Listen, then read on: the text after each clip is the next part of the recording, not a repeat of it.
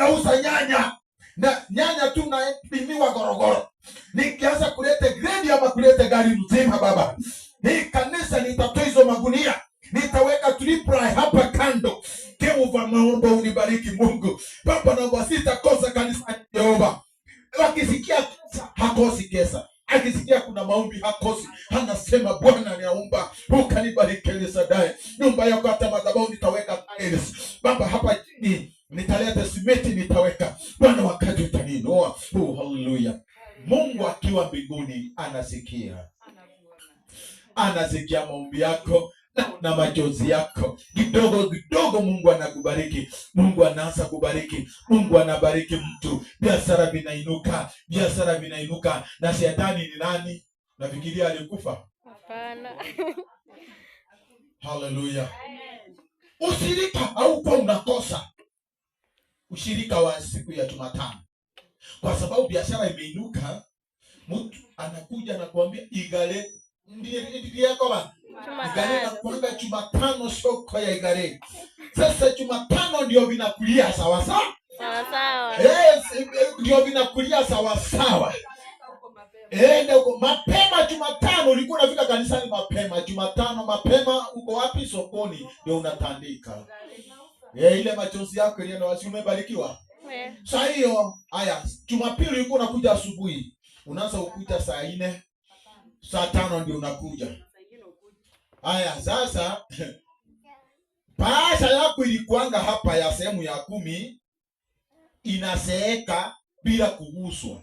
Kwa sababu inaguswa inarudi, inaseeka hapo. Utoe sehemu ya 10.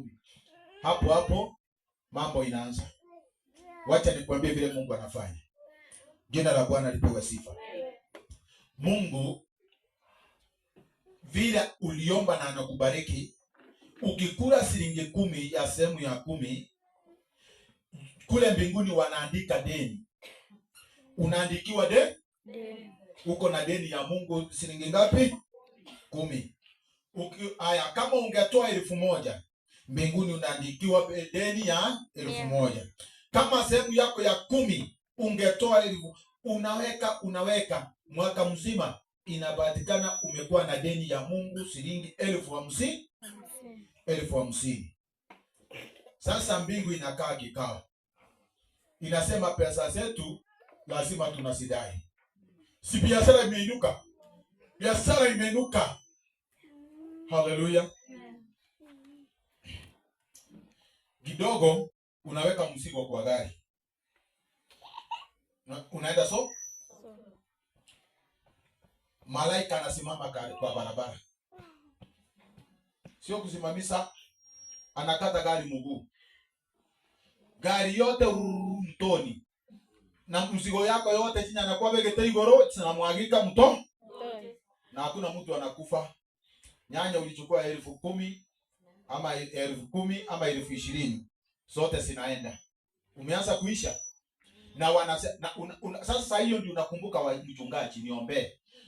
Sio shetani aliangusa. Mungu anataka pesa yake, kwa sababu ulikataa kuwapea. Ilikuwa shilingi 20,000. Sina maana umebaki na ngapi? Deni ngapi ya Mungu? 30. Na vile gari ilianguka, ulifunjika mkono, ukapeleka hospitali.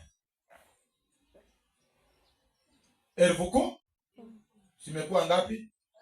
30. Zimebaki 20. Kutoka huko unakuja nyumbani. Bwana Yesu asifiwe.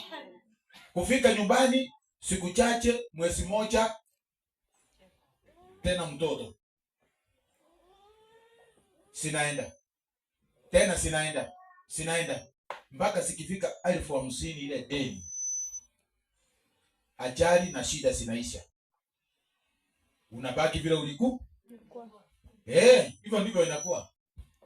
Wakati ukimwambia Mungu, Baba naomba unibariki, ana atasema naomba Mungu unibariki mtoto, na mtoto wa kiume, naye ukinipa nitakupea kutumikie. Bwana Yesu asifiwe.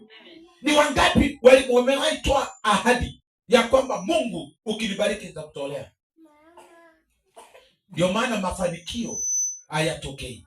Mungu aliposikia mara moja akaambia Eli, Eli, tamkia mama huyo, maana Eli alikuwa ni nabii. Tamkia mama huyo, mtamkia kwamba kilio chake nimekisikia. Eli akasema nenda na amani, maana Mungu amekusikia. Akaenda na amani, kaenda na amani. Ana akapata mtoto. Baada ya miaka 2 Ana akabeba sadaka za shukrani pamoja na mtoto akiwa mdogo, akampeleka hekaluni, kaenda kukaa hekaluni, kwa sababu alisema ukinibariki nitakupa mtoto. Kutoka hapo Ana akabarikiwa na watoto.